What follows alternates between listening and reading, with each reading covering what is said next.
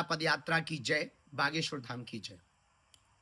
इस वीडियो के माध्यम से जान लीजिए कि पद यात्रा जो होने वाली है 7 नवंबर से 16 नवंबर तक, वो कहां कहां, कब कब जाएगी, कहां पहुंचेगी और आप कहां पर पहुंचने का अपना विचार बना रहे। यह पदयात्रा हिंदुओं की एकता के लिए, सनातन की एकता के लिए वैचारिक यात्रा है, वैचारिक क्रांति है। देश की सबसे बड़ी क्रांति होने जा रही है 2.0। मतलब हम अपने जीवन की दूसरी पदयात्रा प्रारंभ करेंगे 7 नवंबर को। 7 नवंबर वही दिन है जिस दिन धर्म सम्राट स्वामी करपात्री जी पर गोलियां चलाई गई थी। ये शायद लगभग 1966 की पुरानी बात है। अब ये 2025 की नई बात है कि वही तिथि दिल्ली में फिर से दोहराई जाएगी 7 नवंबर को। 7 नवंबर को कात्यायनी माता मंदिर दिल्ली में छतरपुर में प्रातःकाल 9:30-10 बजे पदयात्रा प्रारंभ होगी और यह पदयात्रा 7 तारीख को जिरखोद मंदिर में पहुंचेगी। जिरखोद मंदिर में रात्रि विश्राम होगा और यहां पर भोजन होगा। इसके बाद 8 तारीख को प्रातःकाल राष्ट्रगान और हनुमान चालीसा करके फिर पदयात्रा प्रारंभ होगी। 7 तारीख को जब पदयात्रा प्रारंभ होगी तो राष्ट्रगान होगा, हनुमान चालीसा का पाठ होगा, 2 ध्वज चलेंगे, एक आगे धर्म ध्वज होगा, एक पीछे धर्म ध्वज होगा। पदयात्रियों से प्रार्थना है उस धर्म ध्वज को लांघ कर आगे नहीं जाना है, उसी के अंतर्गत रहना है, ताकि यह अनुष्ठानमय, हमारा अध्यात्ममय यात्रा का स्वरूप बना रहे। इस पदयात्रा में अखंड महामंत्र का कीर्तन होगा। इस पदयात्रा में गौ माता भी साथ में चलेगी, साधु संतों का कमंडल चलेगा और बागेश्वर धाम का सुंदरकांड और बागेश्वर धाम का मंडल चलेगा। तो रात्रि काल विश्राम में 7 तारीख को हम जिरखोद मंदिर में करेंगे, यहां भजन कीर्तन करेंगे। सुबह हो जाएगी 8 तारीख को जब प्रातः काल हनुमान चालीसा और राष्ट्रगान के साथ यात्रा प्रारंभ होगी तो दोपहर में 12 बजे हम पहुंचेंगे मेडिकल कॉलेज के पास। वहां पर मेडिकल कॉलेज के पास में चलित भोजन होगा, दोपहर का भोजन होगा और फिर 7 किलोमीटर चलेंगे और रात्रि विश्राम करेंगे दशहरा मैदान फरीदाबाद में। 8 तारीख की रात पूरी विश्राम जब वहां कर लेंगे तो लग जाएगी तारीख 9 और 9 तारीख को प्रातःकाल फिर पदयात्रा प्रारंभ होगी, जो दोपहर काल में फरीदाबाद से बल्लभगढ़ मंडी पहुंचेगी। वहां पर भी भोजन होगा, चर्चा होगी, थोड़ा विश्राम होगा और हिंदू एकता के लिए संकल्प दिला करके फिर दोपहर में भोजन करके हम लोग चल पड़ेंगे बल्लभगढ़ मंडी से और 9 तारीख को रात्रि में पहुंच जाएंगे सीकरी, जहां अग्रवाल जी की भूमि है। वहां पर रात्रि विश्राम करेंगे, आध्यात्मिक चर्चा करेंगे, संतों के उद्बोधन होंगे और सांस्कृतिक कार्यक्रम होगा और रात्रि विश्राम करेंगे। तारीख लग जाएगी तब 10 दूसरे दिन। फिर सुबह वही हनुमान चालीसा, सुंदरकांड और सीकरी से पदयात्रा को उठाया जाएगा और दोपहर में 10 तारीख को पहुंचेंगे हम पृथला, जहां लूथरा जी की भूमि है।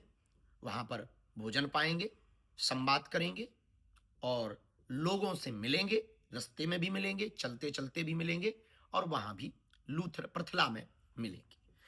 10 तारीख को फिर हम 7 किलोमीटर पृथला से चलने के बाद पहुंचेंगे पलवल। पलवल में 10 तारीख को सेकेंडरी स्कूल में होगा विश्राम। वहां भी सांस्कृतिक कार्यक्रम होगा, भोजन होगा और जो पदयात्री हैं उनके साथ संवाद होगा कि कैसा आपका अनुभव रहा इस चौथे पड़ाव पर।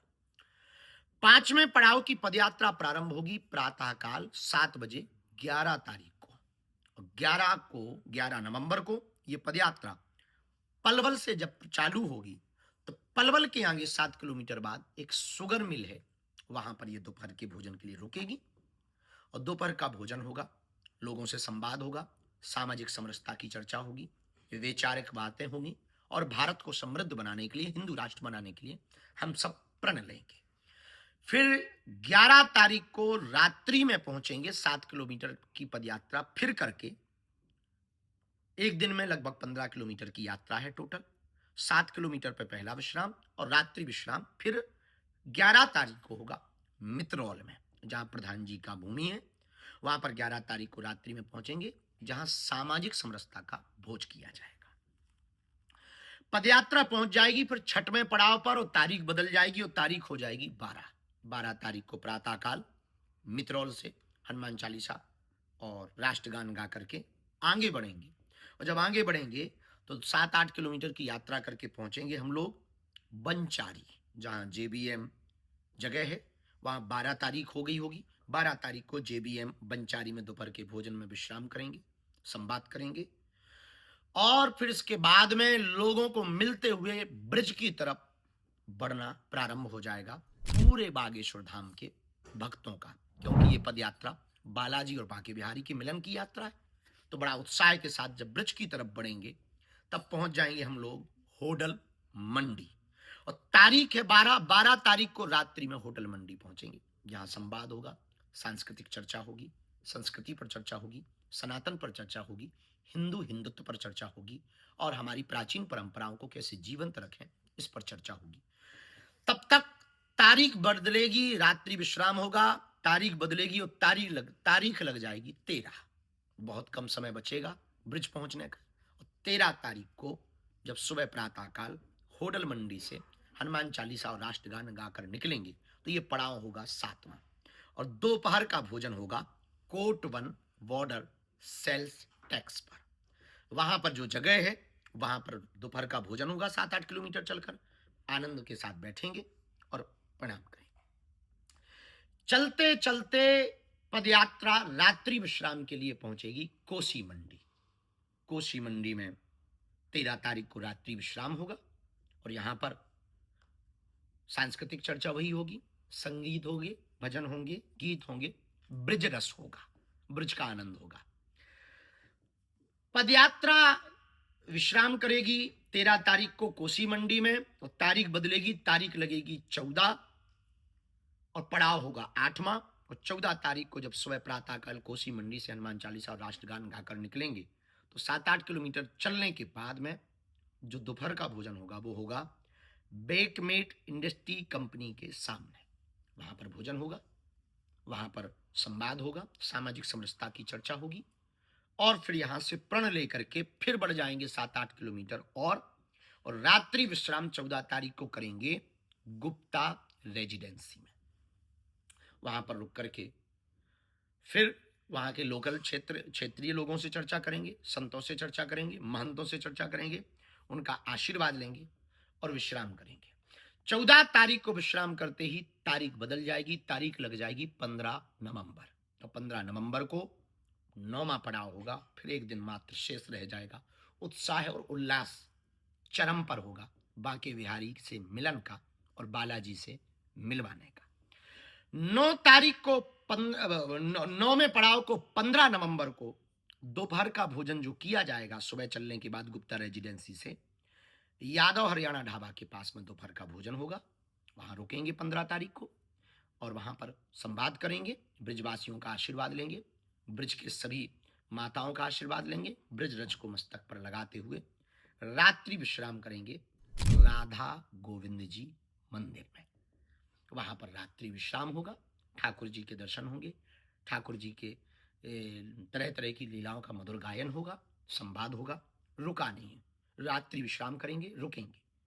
इसके बाद फिर वो दिन आ जाएगा जब हम सब अपने जीवन की 2.0 की यानी जीवन की दूसरी पदयात्रा को विराम देने का समय होगा।